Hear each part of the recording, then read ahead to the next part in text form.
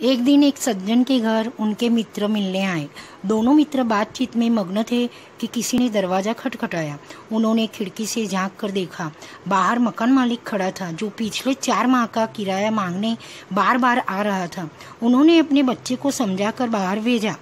जब बच्चा बाहर गया तो मकान मालिक ने उससे कहा, तुम्हारे पिताजी से कहो कि मैं मकान का किराया लेने आया हूँ। बच्चे ने जल्दी से जवाब दिया, पिताजी ने कहा है कि वे घर पर नहीं हैं। बच्चे की बात सुनकर मकान मालिक हंसने लगा।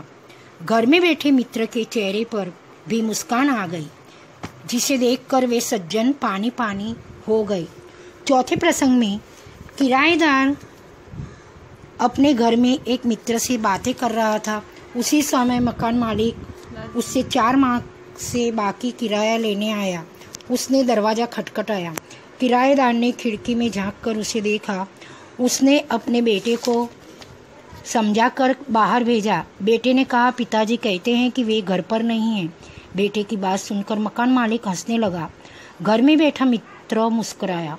इस तरह किराएदार मित्र को अपनी कथनी और करनी में अंतर के लिए शर्मिंदा होना पड़ा। अब हम हमारा 5वां प्रसंग पढ़ेंगे और समझेंगे।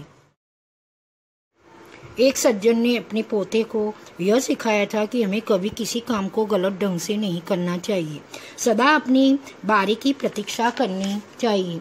एक दिन की बात है, वे जब बिजली के बिल जमा करने गए, साथ में उनका 8 वर्षीय पोता भी था।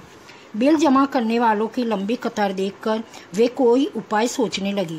उन्होंने खड़े हुए लोगों को ध्यान से देखा। आगे ही एक परिचित व्यक्ति खड़ा दिखाई दिया। वे तुरंत उसके पास गए और बोले, बेटा, ये बिल तुम घर पर ही भूल आए, लो इसको भी जमा करा दो।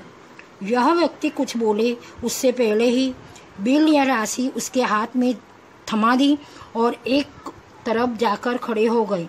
पोता बार बार कहने लगा, दादाजी लाइन में लगिए ना। उसकी बात सुनकर लोग हंसने लगे।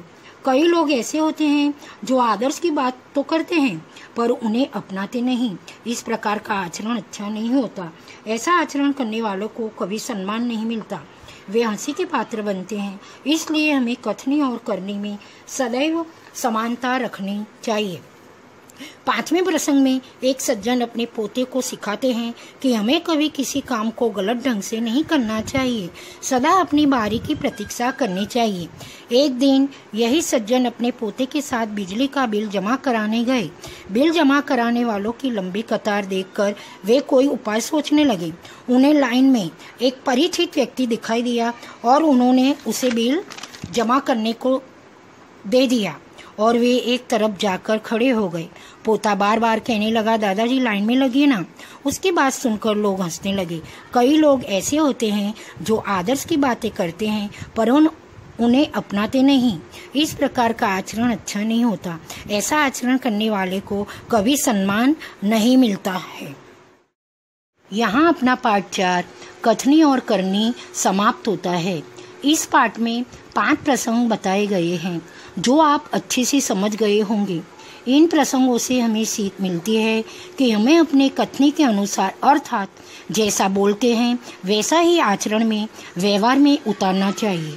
अगर कथनी के अनुसार हम करनी नहीं करते तो ऐसे आचरण करने वाले को कभी सम्मान नहीं मिलता, वे हंसी के पात्र बनते हैं। इसलिए हमें कथनी और करनी में हमेशा समानता रखनी चाहिए। प्रणाम।